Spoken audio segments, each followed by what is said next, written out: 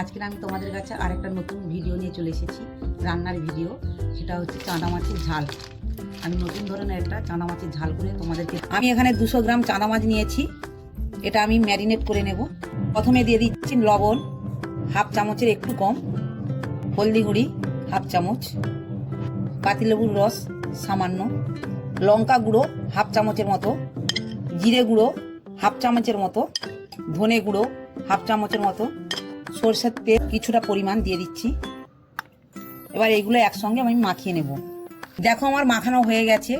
এবার আমি 3 মিনিটের জন্য রেখে দিচ্ছি। আমার মাছটা ভাজা হয়ে গেছে, দেখো পুরো লাল করে ভেজে নিয়েছি। এবার আমি একটা পাত্রে তুলে নেব।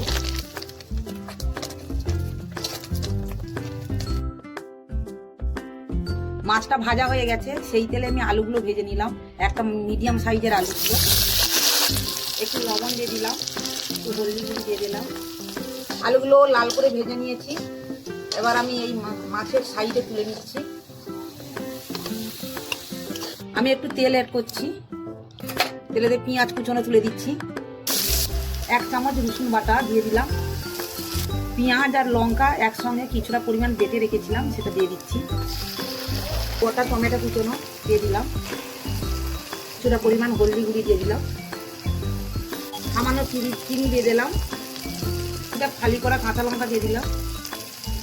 সরষা বেটে রেখেছিলাম 2 চামচ দিয়ে দিলাম।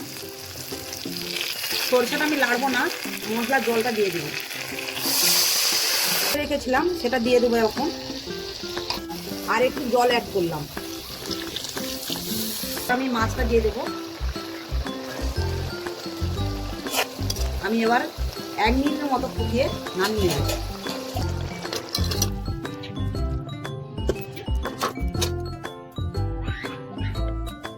আমি এবার ধনে পাতা উপর দিয়ে ছড়িয়ে দেব। গাইস দেখো, মায়ের তৈরি চাঁদা মাছ আলু দিয়ে ঝাল আর ভাত নিয়ে চলে এসেছি। মা কেমন রান্না করেছে সেটা আমি তোমাদের খেয়ে বলছি।